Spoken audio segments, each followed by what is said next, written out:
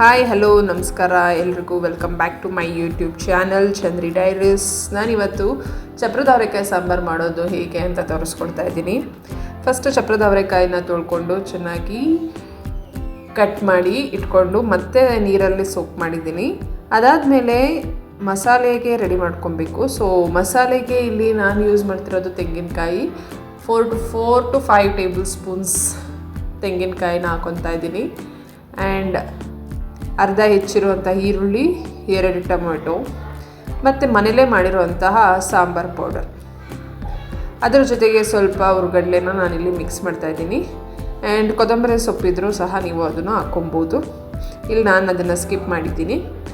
So ಸ್ವಲ್ಪ ನೀರು ಹಾಕ್ಕೊಂಡು ಮಸಾಲೆನ ರುಬ್ಬಿಟ್ಕೊತಾ ಇದ್ದೀನಿ.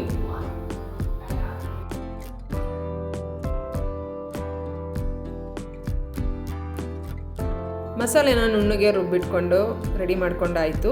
ಸೊ ಈಗೇನಿದ್ರು ಸಾಂಬಾರು ಮಾಡೋದೊಂದೇ ಬಾಕಿ. ಸೊ ಬನ್ನಿ ಸಾಂಬಾರು ಮಾಡೋಣ. ಸಾಂಬಾರು ಮಾಡೋದಕ್ಕೆ ಇಲ್ಲಿ ನಾನು ಕುಕ್ಕರ್ನ ಯೂಸ್ ಮಾಡ್ತಾಯಿದ್ದೀನಿ. ಸೊ ಫಸ್ಟ್ ಎಣ್ಣೆ ಹಾಕ್ಕೊಳ್ಳೋಣ. ಎಣ್ಣೆ ಚೆನ್ನಾಗಿ ಕಾದಾದಮೇಲೆ ಸಾಸಿವೆ, 2 ರೆಡ್ ಚಿಲ್ಲೀಸ್ನ ನಾನಿಲ್ಲಿ ಯೂಸ್ ಮಾಡ್ತಾಯಿದ್ದೀನಿ. ಇದೊಂದು ಸ್ವಲ್ಪ ಫ್ರೈ ಆದಮೇಲೆ ಸಣ್ಣದಾಗಿ ಹೆಚ್ಚಿಟ್ಕೊಂಡಿರುವಂತಹ ಈರುಳ್ಳಿನ ಹಾಕ್ಕೊತಾ ಇದ್ದೀನಿ ಇಲ್ಲಿ. ಅದಾದಮೇಲೆ ಸ್ವಲ್ಪ ಕರಿಬೇವಿನ ಸೊಪ್ಪು, ಇದಿಷ್ಟನ್ನು ಚೆನ್ನಾಗಿ ನಾವು ಫ್ರೈ ಮಾಡ್ಕೊಳ್ಬೇಕು.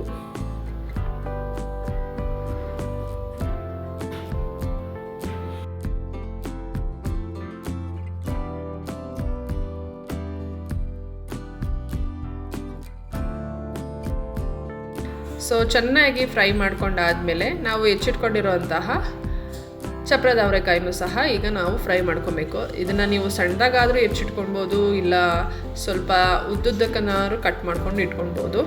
ಇಲ್ಲಿ ನಾನು ಸ್ವಲ್ಪ ಸಣ್ಣದಾಗೇನು ಹೆಚ್ಚಿಟ್ಕೊಂಡಿಲ್ಲ, ಜಸ್ಟ್ ಉದ್ದುದ್ದಕ್ಕೆ 2 ಭಾಗ ಮಾಡಿ ಇಟ್ಟಿದ್ದೀನಿ. ಸೊ ಈಗ ಇದನ್ನು ಒಗ್ಗರಣೆಗೆ ಹಾಕ್ತಾಯಿದ್ದೀನಿ. ಫ್ರೈ ಮಾಡಬೇಕು ಇದನ್ನು ಚೆನ್ನಾಗಿ.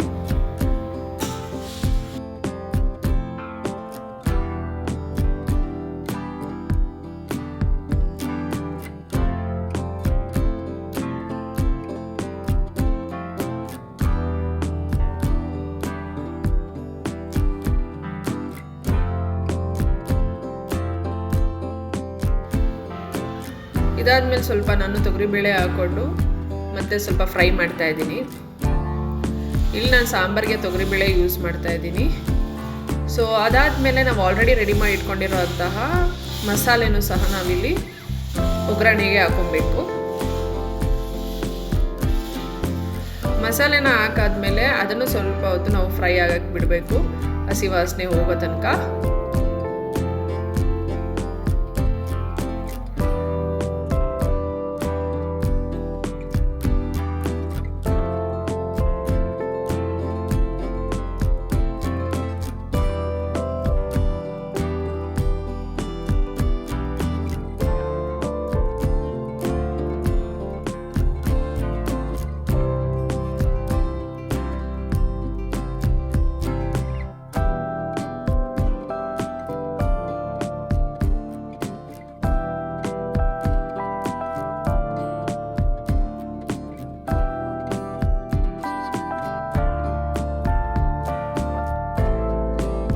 ಮಸಾಲೆ ಎಲ್ಲ ಬೆಂದ ಮೇಲೆ ಸಾಂಬಾರು ನಿಮಗೆ ಯಾವ ಕನ್ಸಿಸ್ಟೆನ್ಸಿಲಿ ಬೇಕೋ ಅದರ ತಕ್ಕನಾಗೆ ನೀರನ್ನ ಆ್ಯಡ್ ಮಾಡ್ಕೋಬೇಕು.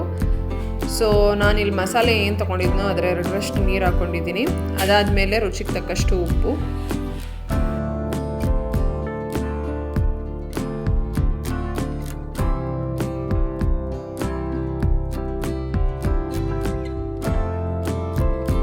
ಹಾಕಿದ್ಮೇಲೆ ಸ್ವಲ್ಪ ಹೊತ್ತು ಸಾಂಬಾರನ್ನ ಕುದಿಯೋಕ್ಕೆ ಬಿಡೋಣ. ಸಾಂಬಾರು ಚೆನ್ನಾಗಿ ಕುದ್ದ ಮೇಲೆ ನಾವು ಕುಕ್ಕರ್ ಲಿಡ್ನ ಕ್ಲೋಸ್ ಮಾಡಿಬಿಟ್ಟು 3 ವಿಷಲ್ಸ್ನ ಕೂಗಿಸ್ಕೊಬೇಕು. ಸೊ 3 ವಿಷಲ್ಸ್ ಕೂಗಾಗಿದೆ. ಆ್ಯಂಡ್ ಇಲ್ಲಿ ಸಾಂಬಾರು ಕೂಡ ರೆಡಿಯಾಗಿದೆ. ನೋಡ್ಬೋದು ಸಾಂಬಾರು ಈ ಥರ ರೆಡಿಯಾಗಿದೆ.